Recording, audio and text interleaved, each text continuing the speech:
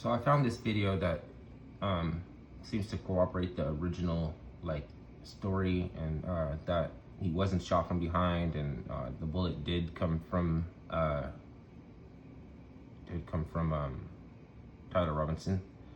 But it's interesting. In the beginning, it said his video was very graphic, and it was like, yeah, I had to, he was one of those, isn't it more important to put out information than it is to warn people about, you might see a gun, or there might be somebody doing drugs, or there might be something in the video, but it's not really promoted, and that's kind of strange, because I would think that they would want to promote this, but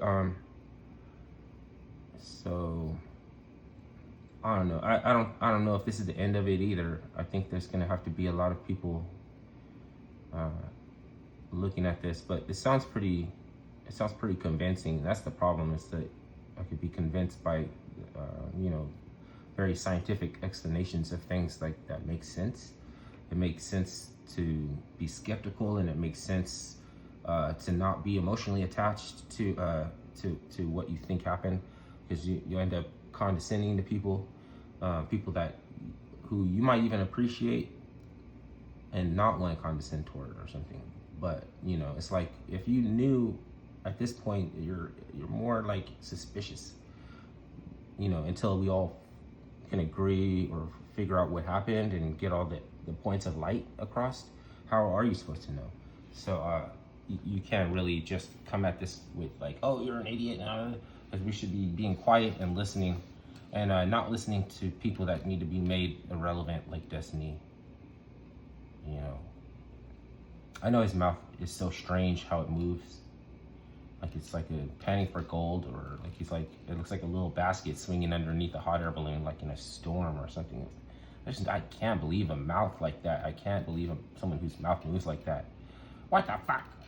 There's no fucking way. But sometimes it's I don't want to hear contrary things to when I'm pretty sure that there's a spook conspiracy, and I know it's the NGOs. It's still the NGOs.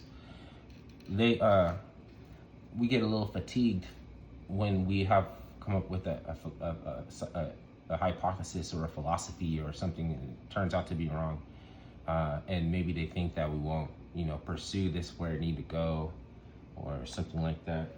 But I don't know. I'm not going to come down on Kash Patel anymore. He's just like you, because he doesn't really know either. They could pull the wool over him and everybody and use him to do that. They can use me to fatigue somebody from having a more rational discourse with informative people.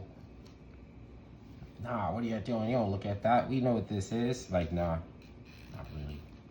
Don't get emotionally attached. Maybe some bullshit then. There is something very nefarious going on here, more than there was something killing people during COVID. I'll tell you that right now.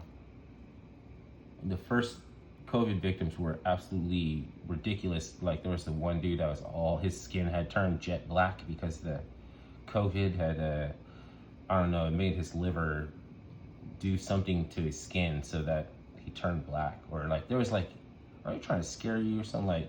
Your lungs will fill up with cement.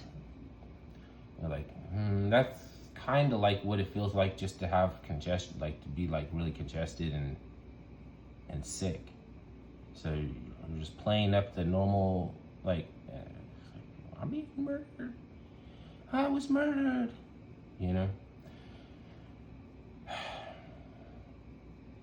But anyways, I'll let you get a little bit of this, because I guess you need to see that he's actually intelligible. Then you could go watch Paramount Tactical. And he doesn't really want to be saying this, because a lot of people are going to fire back. You already have cognitive dissonance. Well, if you came out of cognitive dissonance for fucking 20 years, you don't play around with that shit anymore. But I guess people haven't gone through enough, so they will have a little bit more. I don't know. Everybody's not to scale. We're not all going to have the same, you know,